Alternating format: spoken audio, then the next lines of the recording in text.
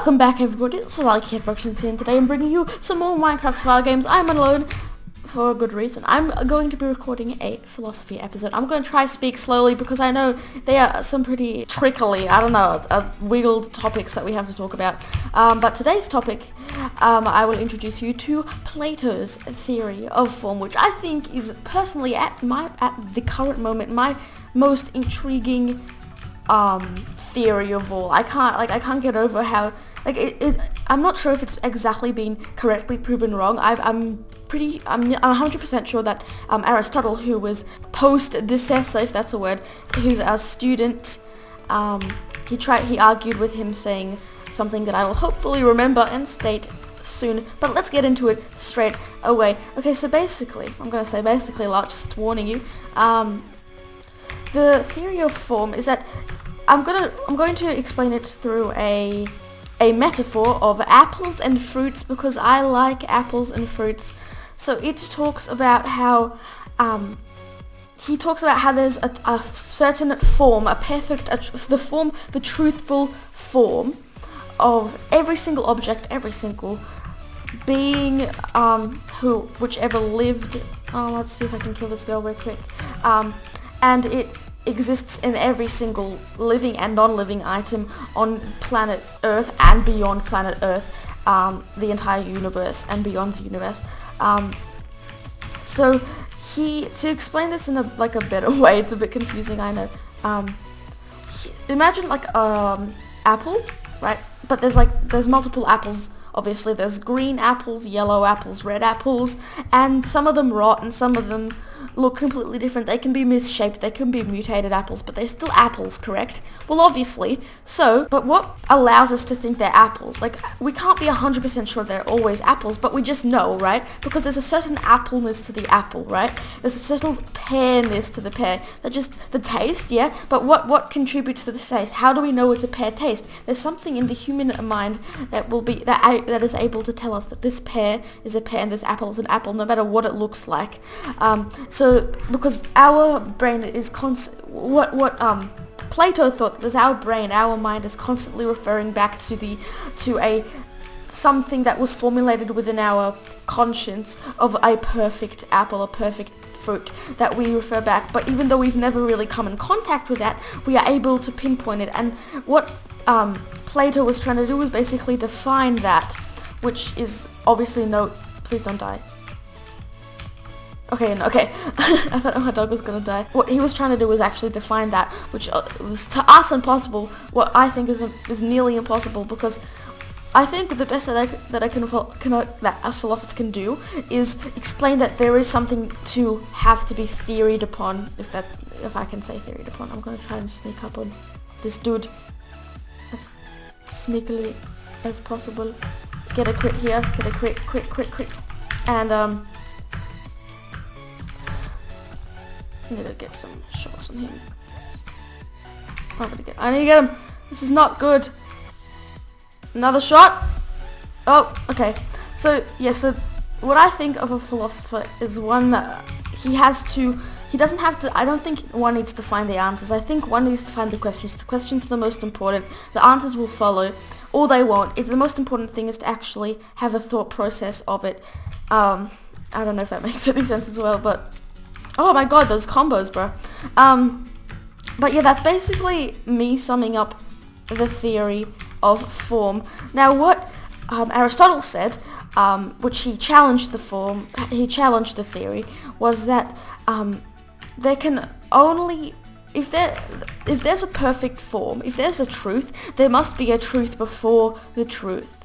There must be something that is the predecessor to that is either less perfect but was then said to be perfect. So yeah, that's a bit I know. Just try. Just keep with me, okay? Oh, I got bread. So there is something. I need to get that girl. Stop getting distracted. Absolutely. I need to stop getting distracted. There we go. So there is he thought that there is something that is before the truth, and there's obviously an infinite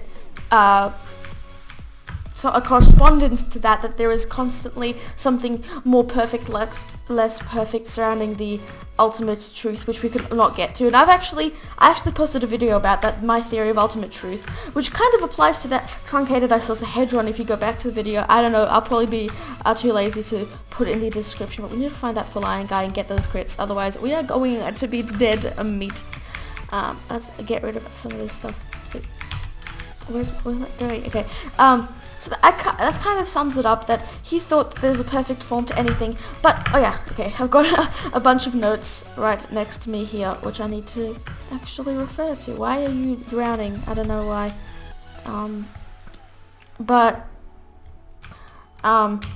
That he thought there's two things to every single thing. Obviously the truth, which is made up of two things. This truth that he thought was made up of two things, which was the intelligible and the visible. So the visible is what our senses can obviously understand and our brains can differentiate, but the intelligible, I think, is the actual truth that we cannot pinpoint, that we can only theorize. I'm not 100% sure of that. I have to rewatch this video that I am watching, like, not right now, but I watched, it's called by Randy Orst, Plato's Theory of Forms, and so basically that there's like a 50-50, I'm not sure if there's a percentage to it, but there's a split between the intelligible and the visible, that our brain somehow, in our conscience, in our mind, it can decipher the intelligible and the visible from, it can decipher the intelligible from the visible, and then we can therefore refer to the appleness of the apple, and that is the end of my explanation. I'm sorry, yes, now we can actually get back to the normal gameplay. I really hope you enjoyed that. That is actually quite nice commentary, might I say. And also, I'd like to say that my audio, I'm now using a pop filter. I took the pop filter off in basically every video for the last, year, because I really couldn't, I couldn't have this huge thing protruding in my face. And I'm also trying something new in the way that I'm, it's on the right side, so it's near my mouse, and my mouse obviously makes less noise than my keyboard, so you'll hear hopefully more of my voice and less of my keyboard, which is my ultimate, that miserably, but then we've got this full iron guy, which I'm going to bow down a bit. Okay, now we're gonna have to get a few hits on that guy. Let's just concentrate on, that guy will kill himself. Beautiful. Yeah. What did I say? Look at this philosopher go. Look at him. Can you just stop it? I'd really like if he could just stop running. I've got a lot of arrows, but I cannot be bothered using. I'll just meet you on the other side, mate. Hey, that's no problem. Let's just craft up some FNSs, right? And let's lure you into my trap. Oh, you're gonna walk right into it, aren't you? Aren't you, mate? Get back into your fiery hole. Oh my god! No! No! No! What?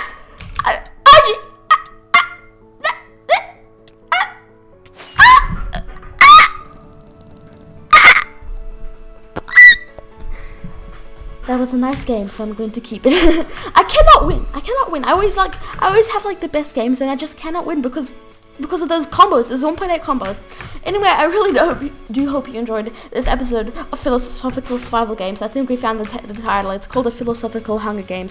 Anyway, I do hope you enjoyed once again, and I will see you guys all next time. Drop a like, and goodbye. Peace out.